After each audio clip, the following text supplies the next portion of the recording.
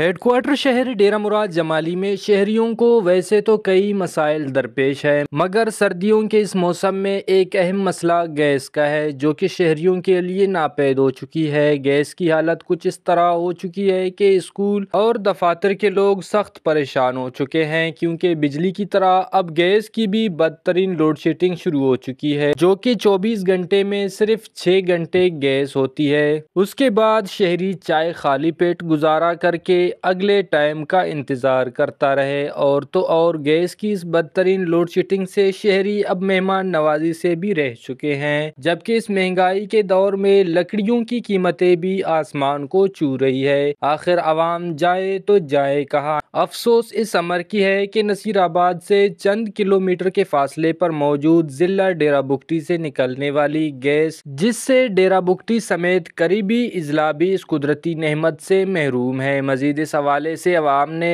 وش news سے بات چیت کرتے ہوئے کہا: ہمارا جو شہر ہے ڈیرہ مراد جمالی ہے، ہمارا نصیر آباد کا ہیڈ کوارٹر شہر ہے۔ بہت سارے اس میں ایسے سہولیت کا فقدان ہے جو میں آپ کو بتا نہیں سکتا، لیکن جو موجودہ موسمی صورتحال کے مطابق دیکھا جائے تو گیس کی وجہ سے یہاں کی عوام بہت ہی تنگ ہو رہی ہے۔ لوگ اپنے پیسوں سے لکڑیاں خریدنے پر مجبور ہیں، گیس بالکل نہ ہونے کے برابر ہے۔ ابھی حالات دیکھیں، گیس نے ایک ٹائمنگ رکھی ہے، 2 گھنٹے آتا ہے تو 6 گھنٹے کے بعد پھر ہم گیس کا انتظار کرتے ہیں۔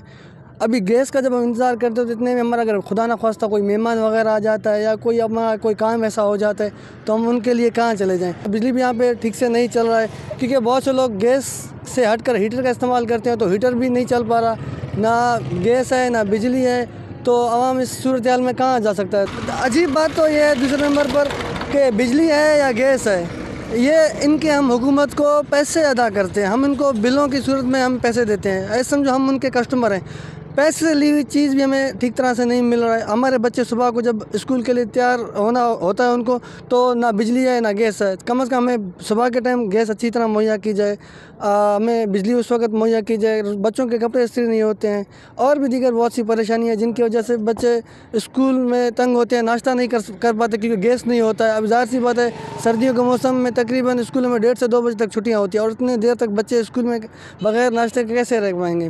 عوام کا کہنا تھا کہ بل کی مد میں ہم سے پیسے تو وصول کی جاتی ہے، مگر اس کے باوجود ہم پھر بھی گیس اور بجلی سے محروم ہیں۔ ہم حکومت وقت سے گزارش کرتے ہیں کہ ان سردیوں کے موسم میں بطور خریدار ہمیں مکمل طور پر گیس فراہم کیا جائے تاکہ سردیوں سے خود کو اور اپنے بچوں کو محفوظ رکھ سکے۔ کیمرہ مین معشوق رند کے ساتھ ریاض بلوچ، وش نیوز، نصیر آباد۔